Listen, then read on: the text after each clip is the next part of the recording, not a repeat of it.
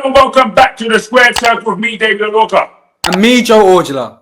That is right. Listen, guys, hit that subscribe button and click the like button off the rip. Listen, we're here to talk about Chris Eubank Jr. versus Conor Benn. We're talking both press conferences, undercard, main card, everything that went down, and also a little sprinkle of other things that went down in the world of boxing in relation to this fight. Now, we're going to start on the undercard. That undercard got a bit spicy, didn't it, Joe?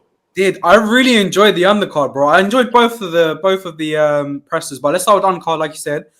I think who stole the show was Brandon Glanton, wasn't he? Like he's meant to fight Chris Smith, CBS, but he's having a bit of digs at Chev Clark. I love the trash talking. I love the intensity. We had a little bit of spice from Anthony Yard as well towards Lyndon Arthur. The trilogy's there. I know it's the trilogy that people wasn't, glad to hear or see rather, but it's happening, and at least we're seeing some spice in there. Even Beefy and McKenna, there's a little bit of spice going on there to me. So I really enjoyed the press conference. Let's start with CBS. I think Brandon Glanton went a bit far when he started speaking about CBS's son, where he said that your son has a bitch for a father, basically, which I felt was very, very, it was just over the line, in my opinion. I hope CBS does a job on him, to be honest. Obviously, we're going to back the Brit, but that's just added a bit more fuel to the fire for the British fans that want CBS to win, and more importantly, CBS himself. But what did you think of that moment, bro? Yeah, you know what? To be honest, fair play to the guy. Sometimes you get 15 minutes of fame. Once you get that window of 15 minutes of fame, you got to take it. You got to grab it with both hands and own it. And that's exactly what Brandon Glanton did in that press conference. He made sure they're going to know about me in case they don't know my name. And I'm just the guy that's fighting Chris Smith. Because up until this point, to many people, he's just the guy that's fighting CBS. All right? He was like, no, I ain't going up like that. Okay? Whichever which way this goes, right? I know fighters get secondary fights, tertiary fights off the back of character and personality. And that's exactly what he brought to that press conference. I love the fact that he jumped in on Chevron Clark's thing. And the maddest thing about it is when he jumped in on Chev's thing, it was like, I didn't even know what my man said. It's funny because even Chev said, I didn't know what he said there. But it was just quality. And I just love to see that interaction and somebody really taking their moment. You know what I'm saying? Although it's not the big fight on the card, I think it's even the first fight on the card, right? But you know what I'm saying? He was like, no, we ain't skirting past this bad boy. They're gonna know about me. Okay, if they don't know about me, they're gonna learn today. So I love that from him. Moving one up from the card. Let's talk about like you said. Let's mention Liam Smith, right? Listen, that was getting a bit tasty. That was getting real tasty up in there, Liam Smith and McKenna. It looked like McKenna didn't want to respect Liam Smith and all that he's done in the world of boxing so far. Absolutely, and I think it all started off with the first face-off they had this week, where McKenna. I understand when. It's similar to like when AJ and Helenius had that face-off. When AJ just didn't like Helenius look at for too much and too strongly. I felt that vibe that Beefy had towards McKenna as well. I think McKenna, once let Liam Smith know there's no respect here. Like, I'm here, to make a name, to beat you, a former world champion, a respectable name in British boxing. Part of them, one of the most, successful families, I suppose, in the Smith brothers in British boxing right now, and I'm here to make my name. I'm undefeated. I'm a good fighter, and I need to show how good I am and make a name for myself at Tottenham Hotspur Stadium. So I think that McKenna wanted to let Liam Smith know from the get-go, no respect until the fight ends. And I think Liam Smith didn't take that kindly, didn't take it on the chin enough. I think Liam Smith felt that, and I think that's what created the hostility there. But this is the fight game. Do you know what I mean? This stuff is bound to happen. It's a El Mano v Hermano type of sport. Do you know what I mean? It's very, very it's very intense. So I understand why he did that, and I think that one is foreshadowing a good fight. I think the beauty about this, when the fight got announced in terms of the whole card, I wasn't impressed. I'll be real. I'll be real. In terms of a Ring Magazine Riyadh season type of card, right? But if you think about it, for a British card, it's a good card. Now I'm thinking about it, and now looking at these face-offs, looking at this build-up, the way everyone's subconsciously sold it. I'm not sure if they did it on purpose or not because they've already got their fixed paychecks, so they don't really need to sell the fight. But the intensity everyone's shown, especially like McKenna and Smith, I think that's why we're going to see a really, really good fight in that one as well, and the whole card is going to be a good card. Yes, indeed. Yes, indeed. I love what you said about whether or not they have to sell it because they've got their fixed pay. But the truth is, they're trying to get on the next one. Okay, that's what it is. It's trying to get on the next one. All right, this one's done. The money sounds good. Let's get on the next one. Talking about getting on the next one, let's get on to the next fight. We're talking Chevron Clark versus Vidal Riley. We're talking Arsenal versus Tottenham. We're talking North London derby. We're talking about it all happening at the Tottenham Hotspur Stadium in the cruiserweight division. Now, like I said to you yesterday, this one is a tight one. You had Vidal Riley basically saying it's my time now, right? It's my time. He tried to call out Chevron Clark like he's an old man. Said, brother, what are you doing here? Those kind of ones, like, what are you doing here? You shouldn't be out here in this what would you call it? This British title. What are you doing out here? All right? By your age, yeah. When I'm your age mate, yeah, I'm gonna be doing world titles. Furthermore, your age mates are doing world titles. That's what my man tried to say about Chevron Clark. Chevron's like, brother, you're just my bounce back. All right. I lost my last fight. You're my bounce back, bro. I'm about to hit you on the bounce back. You know what I'm saying? Bounce real quick, then I'm gone. You understand what I'm saying? But Chev, you can tell that he's doing no nonsense right now because he even brought some smoke to Eddie Hearn. And I don't even know that I don't even think he even wanted to bring smoke to Eddie Hearn. But the reality is, it shows that he's on edge. You see, he ain't got no trim. The beard ain't shaped up. You understand what I'm saying? Like he is in grease mode right now, and you could see it from their face-offs. I know you're probably going to want to talk about that, so I'm going to let you touch on it real quick. But I'm also going to bring in, all right, the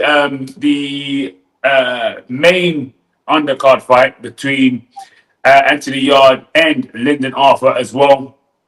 They sold it.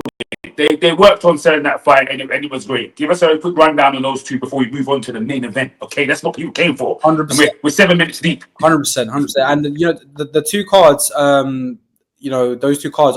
Those two fights rather. I thought those two were going to be the most hostile, trash talking ones. But it wasn't. I think it was cordial. I think everyone knows that the intensity is there. And I think the Chev versus Vidal Riley, that's probably going to be one of the best fights on the night, in my opinion. And I think with AY and then Arthur, there's been respect there. A little bit of trash talk from AY, but to be fair, overall, good fights. I'm happy to see it. And they've been respectful, but also sending a bit of digs at each other. So we're going to see a good fight. We're going to see good fights on the night. That's what I can really say, bro. Absolutely. Now, listen, the moment you've all been waiting for, it is the main event of the evening. We're talking Chris Eubank Jr. versus Conor Benn. Bro, listen, that press conference was toasty the moment Eddie Hearn opened his mouth. Okay, that's where it started heating up. It's like Chris Eubank has got a Eddie Hearn alarm. The moment Eddie Hearn starts speaking, he wants to lock the thing off. How did you enjoy the press conference? I love that press conference. I think, as well as a press conference being entertaining, today was the first time I was like, wow, this is real. You know what I mean? Like today was the first time. I think with the fights, I think everyone there, everyone watching, I think everyone today had that realization. This is happening. This is real now. Like this is no more fun and games.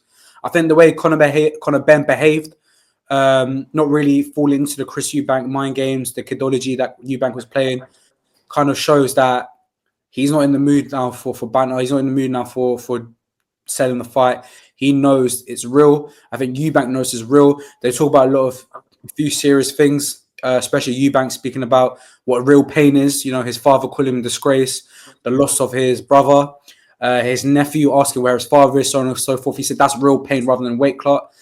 We even had Nigel Benn speaking about what Conor's doing to people in sparring. Today, I just felt, wow, it's real. And I'm excited, bro. What did you think of it initially?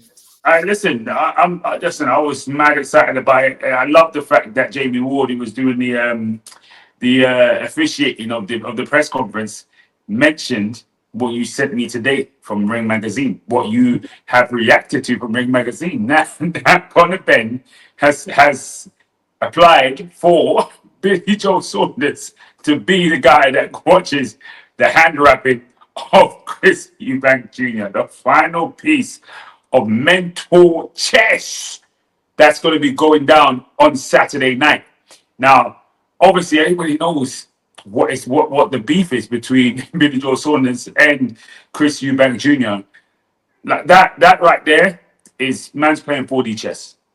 100% psychological warfare at its finest. You know, I kudos to Conor Benn. I would never think of doing something like that. I think there's one person that might be hated more in Eubank's books than Conor Benn, and that is Billy Joe Saunders. Now, I know a lot of people know what happened, but if you guys don't know, in 2014, Billy Joe Saunders, Chris Eubank Jr. fought. Billy Joe Saunders won on points, a very tight decision, and ever since then, Billy Joe Saunders has just been taking the mick out of Eubank, and Eubank's hated that. And ever since then, Eubank has detested Billy Joe Saunders. So it's a great move to get Billy Joe Saunders to actually check his raps. You know, maybe stuck a little banner there. Maybe Billy Joe might say, just don't perform the way you perform against me, mate. You'll be all right. Just a little banner like that. Just get into his head, final moments.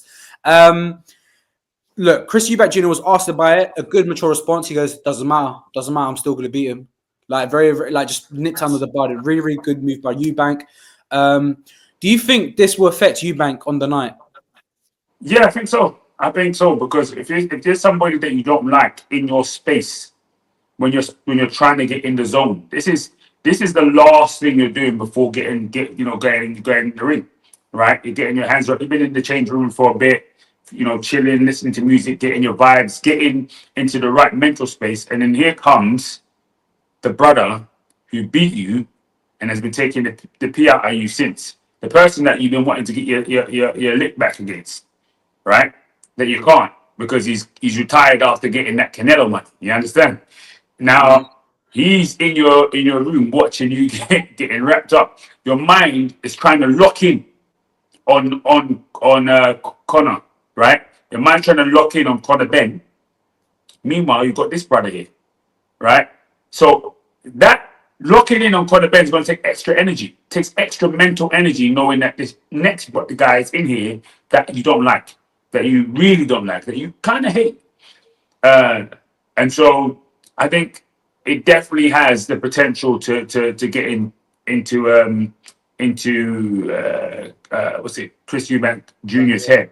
But another thing is that was reported today is the ring size. The size of the canvas is going to be one of the smallest canvases. The canvas they use usually in Mexico, 18 by 18, which, to be honest with you, you start looking towards the fights on the card and who that ring size favors, right? You start looking around, you go, that favors Anthony Yard, that favors Chevon Clark, that favors Liam Smith, that favors Conor Benn. 100%. I think two sides is good for. It's good for Conor Benn and it's good for the fans, because you're going to see a lot of punch, a lot of output, a lot of closing down, and a lot of punches because of how small the ring is, right? And it favors the fans at home, not the fans in the stadium that's sitting quite up in the 500s. Yes, that's true. That's true. Yeah, that would be annoying. Yeah, that would be. I didn't even think about that, bro. You're right. Sorry, fans are over there, but you got the screens, man. You got the screens. Tottenham Hotspur's nice anyway. Do you know what I mean? Don't worry, you lot will enjoy it, man. But I think that with Conor Benn, that was the only thing he put his foot down on the contract. He let Eubank Jr. have the majority of things, but the size of the ring. And because Eubank Jr. is a very stubborn man, I'm surprised he let that go. So to me, that means one thing. I don't think Eubank Jr. really is looking to hide away, to run away anyway. I don't think he's looking to find the back foot. I don't think Eubank Jr. is really great on the back foot anyway. I think he's better on the front foot, combination punching. Now, I know there's an argument like, will he bring back the Roy Jones style when Roy Jones was with him, or will he bring back the old Eubank? This fight, I think we need to see the old Eubank. So if that's the game plan with Conor, Benn, Jonathan Banks also being Triple G's trainer. So I think that's perfect. I think if Eubank is going to go to fight on the front foot as well as Conor Benn, I think it's good for the fans at home and close to the ring, but nonetheless good for the fans to see a good fight. Indeed. Let's see a good fight indeed. Guys, let us know what you think about the mind games, about the press conference in the comments below. Make sure you hit that like button. As I always say, I've been David Oloka. Now I've been Joe Orgula. You've been watching The Squared Circle, and we'll see you again tomorrow. 100. Tomorrow, fight review. Peace out.